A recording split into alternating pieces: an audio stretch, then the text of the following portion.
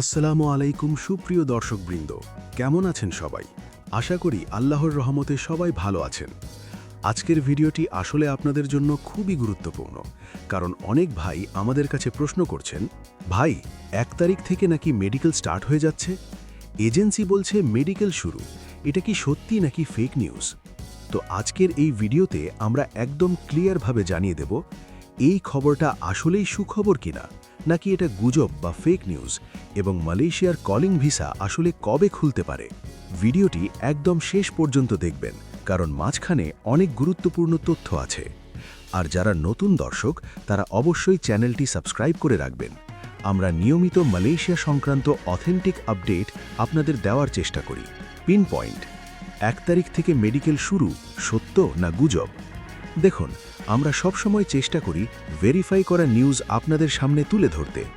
বর্তমানে অনেক ভাই বলছেন, আমার এজেন্সি বলেছে 1 তারিখ থেকে মেডিকেল শুরু হবে, কিন্তু বাস্তবতা হলো এখন পর্যন্ত বাংলাদেশে কোনো অফিসিয়াল এজেন্সি লিস্ট প্রকাশ করা হয়নি।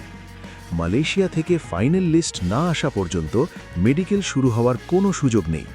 তাই যারা বলছে জানুয়ারির 1 তারিখ থেকেই মেডিকেল স্টার্ট, এটা সম্পূর্ণ ভুল ও বিভ্রান্তিকর তথ্য। এই মুহূর্তে যদি কেউ আপনাকে মেডিকেল করার জন্য চাপ দেয়, অনুগ্রহ করে যাবেন না, কারণ অফিসিয়ালি এখনও মেডিকেল স্টার্ট হয়নি। মালয়েশিয়া কি বাংলাদেশ থেকে কর্মী নেবে? এখানে একটা ভালো খবর আছে। হ্যাঁ, মালয়েশিয়ান সরকার বাংলাদেশ থেকে কর্মী নেওয়ার অনুমোদন দিয়েছে। আগের প্রায় ৮,০০০ কর্মী ধাপে ধাপে ইতোমধ্যে পাঠানো হচ্ছে। বর্তমানে মালয়েশিয়ার কিছু প্রসেস ৩১ তারিখ পর্যন্ত চলবে। এরপর আবার নতুন করে বাংলাদেশে এজেন্সির লিস্ট পাঠানো হবে। আমরা আশা করছি এই জানুয়ারির মধ্যেই ইনশাআল্লাহ ভালো কোনো আপডেট আপনারা পাবেন মালয়েশিয়ার কলিং ভিসা নিয়ে। এখন কি ফাইল দেবেন?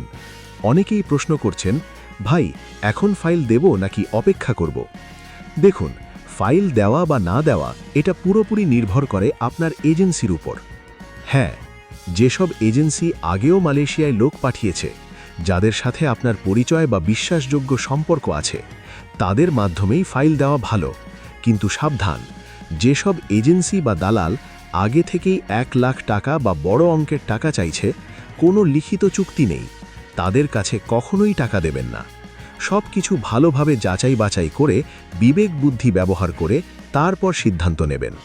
শেষ কথা, আশা করছি আজকের ভিডিও থেকে আপনারা বিষয়গুলো ক্লিয়ারভাবে বুঝতে পেরেছেন।